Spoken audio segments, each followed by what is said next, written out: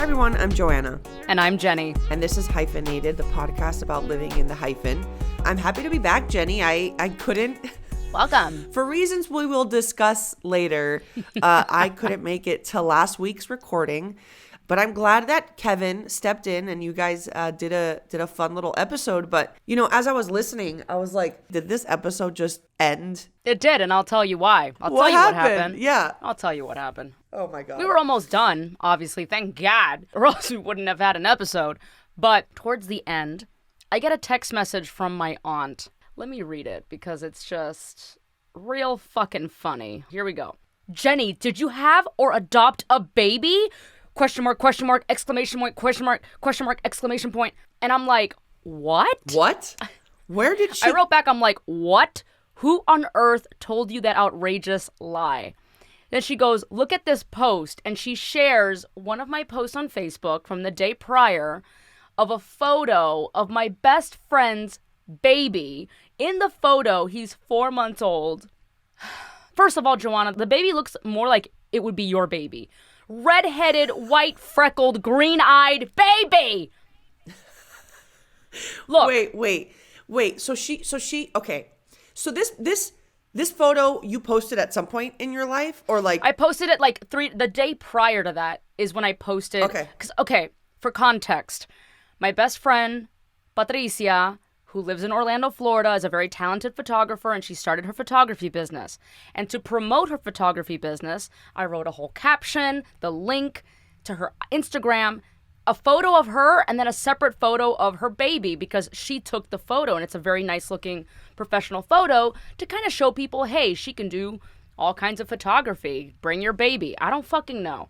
And so I didn't think anything of it. I promoted it everywhere. So she sees this post, and without context, it just looks like I shared a photo of a baby wearing a Halloween onesie, which in hindsight I realized was a mistake. Which would be your baby. Exactly. Which would be your baby. Your baby would have a Halloween onesie. Yeah, well, fuck me, right? So then she goes, Jenny, everyone's talking about it on Facebook and congratulating you. So I kind of zone out. Poor Kevin's just staring at me. I'm having like a freak out, you know, and I'm just scrolling through Facebook.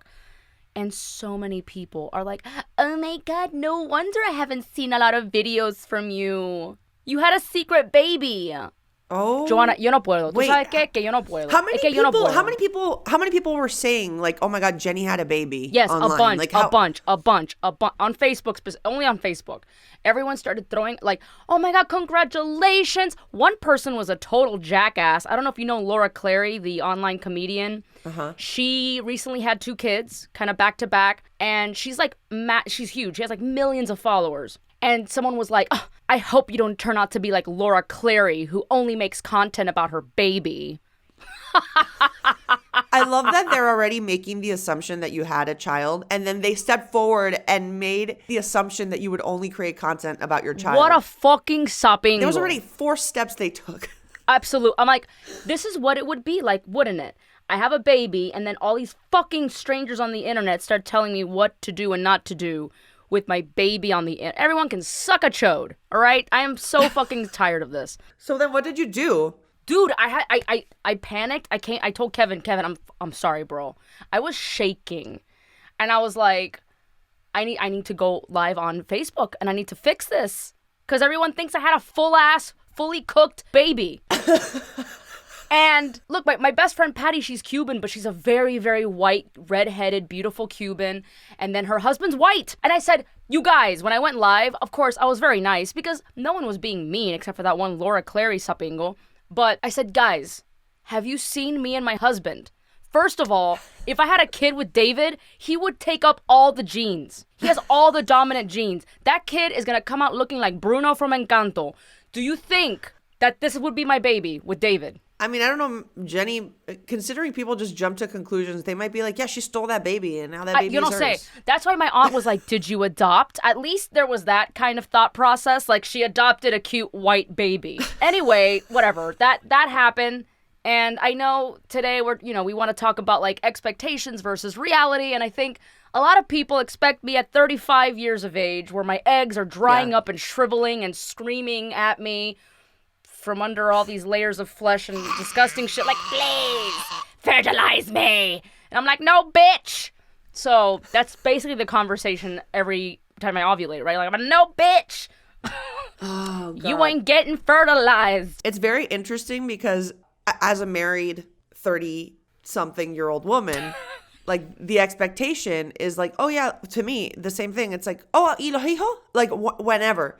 And I'm hey, I'm writing for an HBO Max show. And people are like, well, the baby? And I'm like, what? Okay, your expectation was I was going to call you to tell you I'm pregnant. I'm calling you to tell you I'm moving out to LA for a few months because I booked a gig. And that's like not enough. Since it didn't arise to your expectation, you were not happy about it. No. Everyone, like, dude, I feel like especially my older fans that are like, you know, older, like, Cuban ladies, they're like, ay, pero ¿cuándo va a tener ni? Like, people are just dying for me to have a kid. But I've made it very clear multiple times online. I'm like, not happening. What I think is kind of funny about your whole reaction is like, you reacted as if a sex tape had been leaked. You know, you're right. And you were like, absolutely fucking not. I cannot believe people would assume I'd have a baby. I am going to implode. I have to call the cops. Like you. Yeah, it really bothered me for some reason. I was like, no. I just couldn't believe it. It's people creating your narrative. Yeah, that's really what it is. No, I get it. Most of my life, I'm trying to like taper my expectations because I'm a neurotic person. And neurotic people, what we do and what makes us such great writers is that we just think about everything that can go wrong in our lives all the time. And when something as like traumatic as a move happens, like what my brain does is like, okay, create some expectations. You're going to be shot. Like you're going to be stabbed with a heroin needle in the eye. Like why are all these things a possibility I'm creating in my brain? But when I was organizing my move to Los Angeles, which we talked about in that last episode, I thought I had everything under control. You know, I was like, I've thought of every single situation that could happen to me because that's what I do as a neurotic. And I think I've planned everything accordingly to avoid that from happening. But you can't really plan every detail in life. And when life happens and all those plans didn't result in just a peaceful experience, I implode. I had like 3 panic attacks last week. For sure. Like I had 3 panic attacks. When I have panic attacks, my hands, I think I've told you this, they like clench up like an Italian explaining something. Like, ma la pasta la mamma mia. Like my hands just cinch up and I can't use them. It happened 3 times. That's how stressed I was. What did you guys think was happening? Well, me and Kevin were texting each other like, oh my God, like, is Joanna okay? Like, where is she? Like, like, is she going to move? Oh my God. Is she safe? Because we both really were stressed and excited for you and anxious for you. And we were like, oh my God, is Joanna going to hate LA, love LA? Is she going to be safe? Is she going to love where she's staying? Oh my God. And, you know, then when things started to get real wacky for you, what did you say? Do you remember? I said it felt like Joanna was our kid and we had sent her to summer camp and she wasn't having a good time and we were really worried about her. Jenny, you did have a kid, but that kid was just me. It wasn't a white baby. It was me. Yeah, symbolically. Yes. Yeah. That was your child. So what happened, Joanna? What happened? I feel like a lot of my LA friends felt really responsible for me, and that was very sweet of them and very sweet of you guys. I know you guys were concerned. I thought I had everything under control. I really did. I convinced myself. I was like, I did all my research. I planned every day accordingly. I planned where I'm going to live. I planned my walk to work. I planned everything. But when you arrive somewhere, it's so different than when you imagine. And I always talk about this with my mom. My mom always says that the things you worry about in life are rarely the ones that fuck your life up. Like the things that are going to make you tumble in this thing called life are not the things that you're like, oh, you know what? I am terrified of this thing, so I'm going to prepare for it. No, something you are not expecting is going to come and fuck your life up, you know? I think the simple way of saying it is life is unexpected, but I just used 200 words to say that. Uh-oh. See, like my mic unexpectedly broke while I was setting it up, and now it's like holding on for dear life. Anyway, so I also have allergies. The new house I'm in gives me allergies. That's why I'm sniffling so much, guys. God. No, Jesus. I have yet to figure my life out here. You see, Kevin, we should have sent her off with her allergy medication. You see what happens? I'm not having a good time. I don't like kayaking. I miss my mom. Like, that's... This is me in the summer camp I call LA. I don't understand. I don't want to get a car. Why are you telling me I need to get a car? I miss walking. Oh, my God, dude. Okay, so I get to LA, right? And I have this apartment set up in this supposedly really nice building. And the company I use to book the apartment has a host. It's someone that comes up to the building and like gives you a tour, opens the door for you, tells you where the amenities are, etc.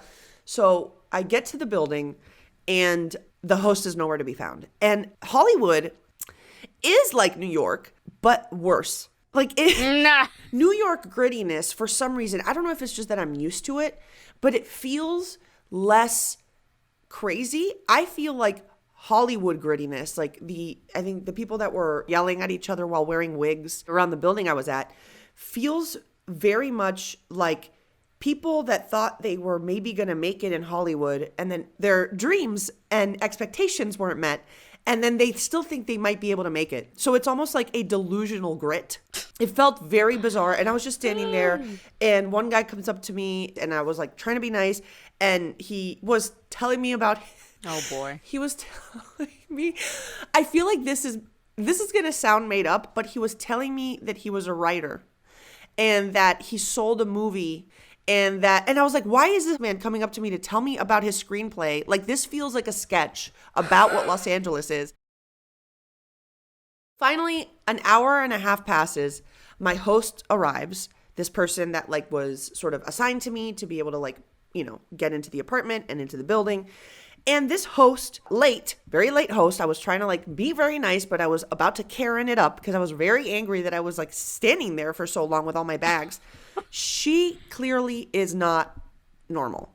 And I rarely use the word normal in this way, but I think this person was definitely on some drug and was very erratic and not normal. Like, I'm sure she would be able to be normal, but she was under the influence of a lot of things. And she was making me feel very unsafe. But I was like, all right, you know what? Don't worry, Joanna. It's all good. Like, this hasn't been the most like smooth of landings, but you're going to get into your apartment and everything's going to be fine. So I'm with this, let's call her Chrissy. So Chrissy walks me to my apartment. In the hallways, there's like trash on the floor. There's like dirt. It's just like not a clean building.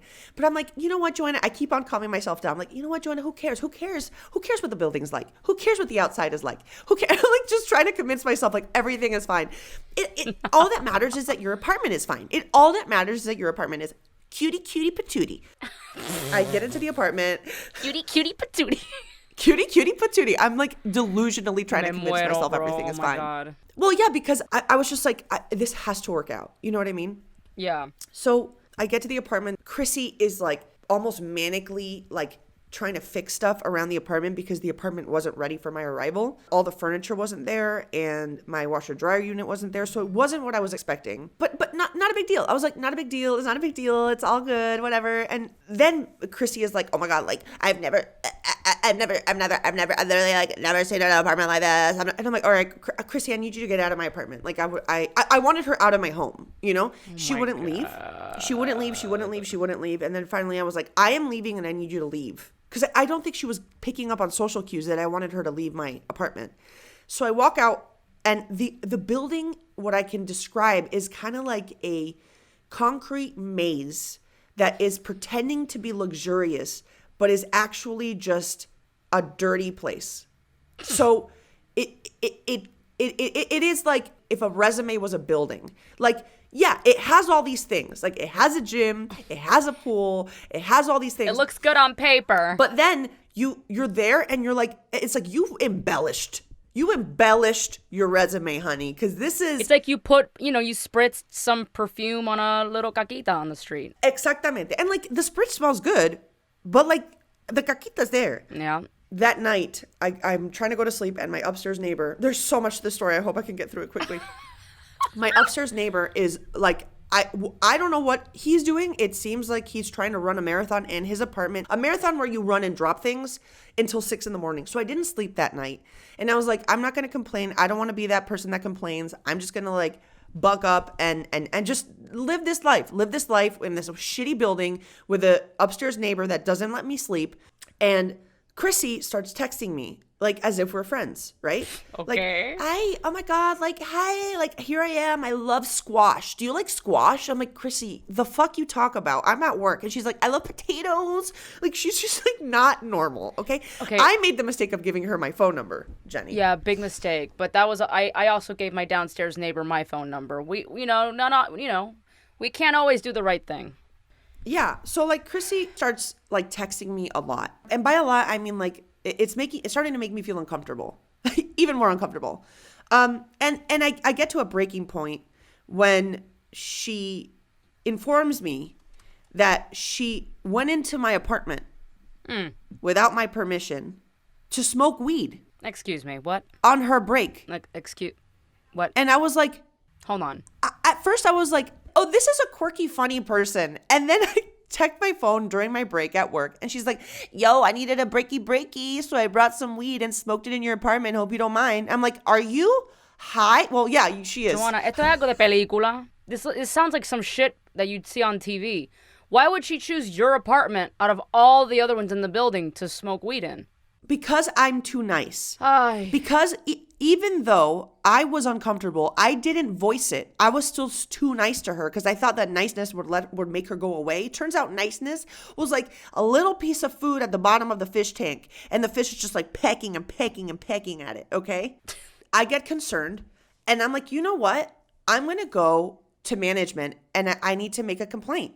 Like, I need to complain about Chrissy, and while I'm at it, I'm going to ask them to tell the upstairs neighbor to maybe not running marathon till 6 a.m. You know? Fuck it. I'm an independent, strong woman. I'm going to do this. So I go, I do it. They let the neighbor know, and they let Chrissy know. And what happened after is just a cacophony of passive aggressiveness that was right on the border of aggressiveness and like potentially violence. Just for some context, I haven't slept in like 5 nights. I think I've slept 3 hours a night for 5 nights. I'm like on the verge of a mental breakdown. Great. I open my door, and there's a note from one of my neighbors, and it says, heard you complain about me keeping you up at night. Looking forward to keeping you up at night for many weeks to come. And I'm like, this is the beginning of a murder. Dude, for real. For real, dude. I cannot believe that. Well, I can.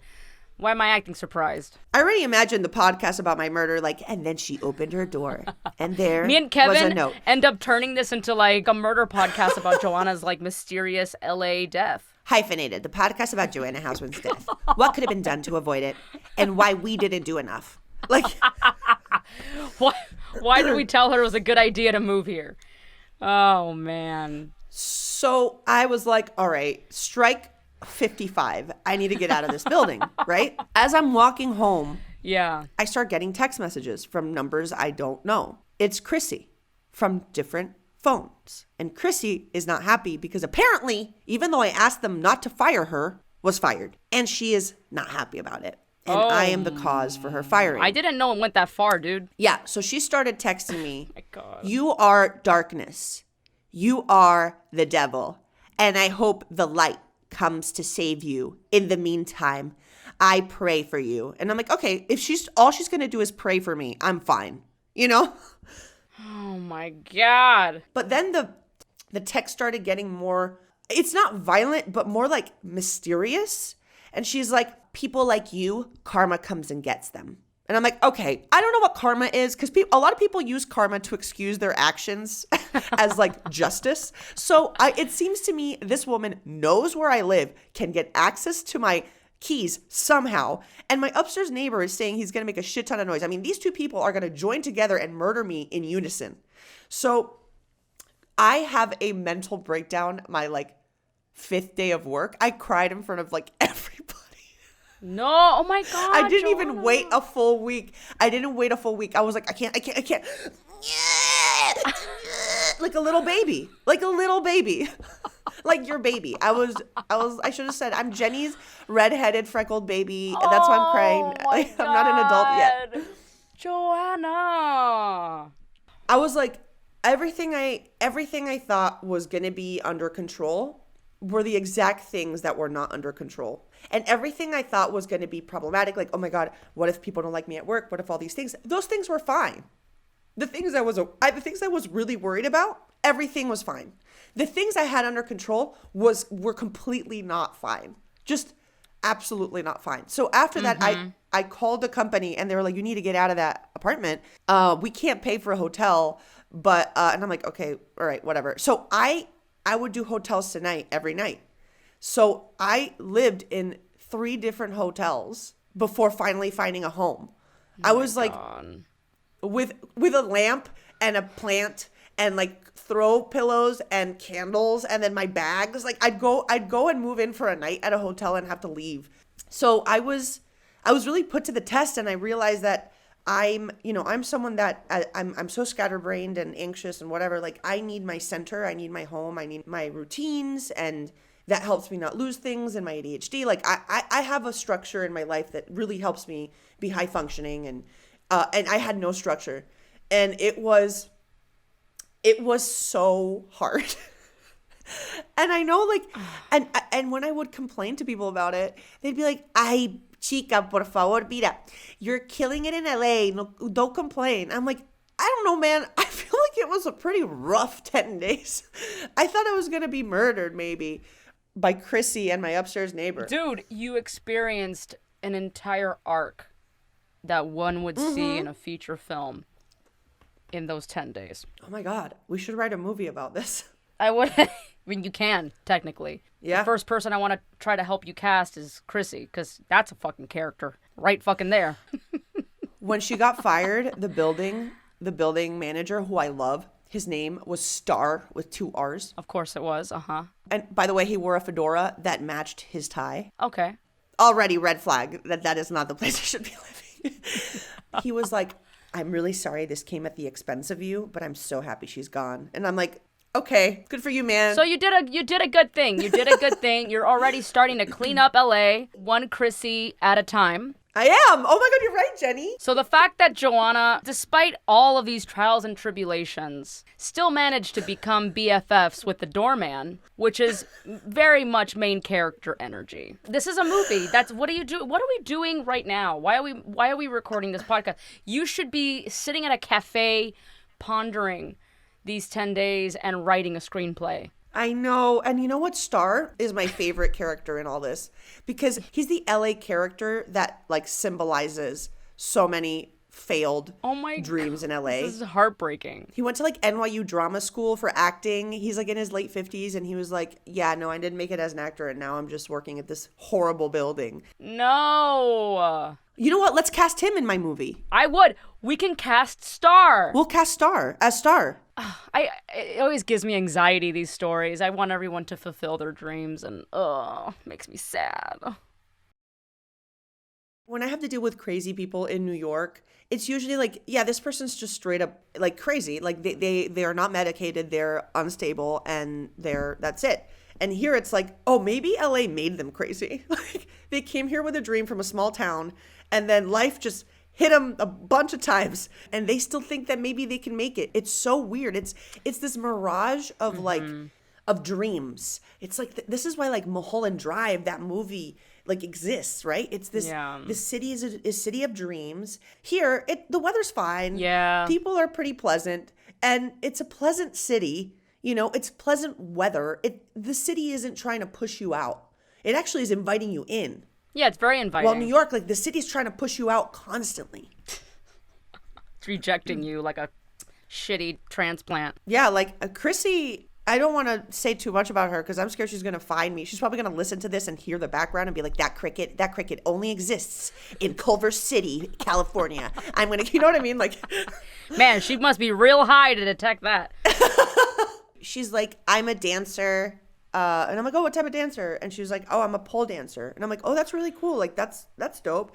And she's like, yeah, Olympic level pole dancing. And I said, I don't think that's a thing. I don't think there's Olympic level pole dance. Like, I think there's like maybe a gymnastic level pole dancing. I'm a gold medalist. I took the golds for America. And I remember the week I moved to New York was kind of a similar thing. Like, I arrived to New York thinking that like everything was going to be fine. I was worried about my work. I was worried about this. And actually the city was really tough on me. And within the first few weeks of me moving to New York, I got into a black cab, which is, you know, this is before Uber. So these are the cabs that are like just black cars and aren't really officially cabs, but everyone uses them. I got into a black cab with like my laptop, my camera, my cell phone. I just gotten out of a shoot. It was raining. It was awful. And I was informed by the driver that his credit card machine wasn't working. So he stopped at an ATM for me to get cash, and he drove away with my camera, my my laptop, my cell phone, and all I had was my wallet in my hand. I had spent all this money on my equipment to be able to book gigs, and he drove away with it. He drove away with my dreams. And when I called the NYPD, Jenny, and I'm telling them the story, and they're like, they are laughing. They're literally laughing in my face. They're like, wait. You're telling me you got into a black cab and then you fucking left your shit there to go get cash? And I'm like, yeah, man, why is it so why am I paying taxes to pay for your freaking salary if you're going to laugh at me when my shit's stolen? Never found the guy. And it was like a really rough arrival to New York as well. Like, it's something that I think happens to me every time I get to a new city. In Boston, my wallet was stolen in the first couple of weeks. Oh my God, dude. Yeah, I maybe I'm the problem, but... Am I the drama? Maybe I'm the drama. I think I'm the drama. I don't think I'm the drama. Maybe I am. Yeah. I think I might be the drama, Jenny. No, well, perhaps. I'm going to tell you one thing, and I said this to my friend yesterday. I am the luckiest unlucky person you've ever met in your life. Sounds about right. I'm like riddled with unluckiness, but within my unluckiness, I have the most lucky experiences. Like, you have face cancer. Oh, but like, we caught it, and after a few months, you're going to be fine. Okay, all right, cool. Yeah, all your shit got stolen. But hey, you know what? Your parents were in town, and they came to pick you up, and you got the help you needed, and everything is fine. Like, here, I ended up, after everything that happened last week, I ended up in an Airbnb that usually isn't available. A really nice, like, calm apartment. I'm not going to say where because Chrissy might be listening. It's not in Hollywood. And, you know, it's I wouldn't have stumbled upon living here if it hadn't have been for everything that happened. And I really love it here. So Joanna's now a suburban whore. I am. Jenny, I love it. I don't know who I am anymore. I'm like walking around and it's just green and pretty and there's a park. Yeah? And it's Really? quiet. Oh, really? I sleep with the window open. And I'm like, there's no noise. Wow. It's just quiet. Why not? And it's nice. Now you know. Now you know why most of us live where we live. I get it. I was walking and I was on the phone the other day, and I just walked to the restaurant and walked back on my nice suburban street, and I was looking at all the houses, and I was like, I wonder how much this house is. And I'm like, oh my God, who? Like in my movie, it would have like zoomed into my face, and I would have looked straight into the camera and said, who have I become? Yeah. Like, I actually really like it. That's the thing. My expectation was I'm going to hate LA. What I'm going to hate about LA are the things that make LA LA. And I tried to find the New York experience in Los Angeles. But what turned out happening was I didn't like the New York experience in Los Angeles because you can't have a New York experience in another city. Absolutely not. Yeah. I had to be open to the scary reality of living an LA experience. I didn't want to. And now that I have, I can say it's really, really nice. I like it. Yeah, it puts you in a good mood. I'm a suburban whore just like you, Jenny. Yeah, Suburban whore just like you. Whores coming to you on HBO Max in 2024. Now we can move in together. We can move in next to each other. My house will be just a glass block, and yours will be a quirky little Tudor that might be haunted. It'll like Snow White's cottage with a fucking fountain outside, like a fucking well where I will get my water from every morning as the birds chirp on my finger. A lot of people know now that you're here, and so I've been getting tons of messages. So you know how earlier we were talking about babies, like, ¿y los niños pa' cuándo? Mm-hmm. I'm getting more of, ¿y tú y Joanna pa' cuándo? Oh, I love that for us. They're like, oh my God, like, when are you and Joanna gonna make videos now? Or like, when are we gonna see you guys doing stuff physically together in the same room? So I've been getting a lot of that lately. Well, let's do it. I mean, now that I'm settled officially, let's plan something and surprise everyone with the amazing things we make together. And we'll invite Gary, and I'll meet your dog finally and sneeze and probably get asthma. And I think we should totally do something in person. We should record a podcast in person. Yeah, absolutely. It's so weird because I don't remember the last time I saw you in person. I literally don't. And I have this expectation that you're really small. Well, I am. So keep it that way.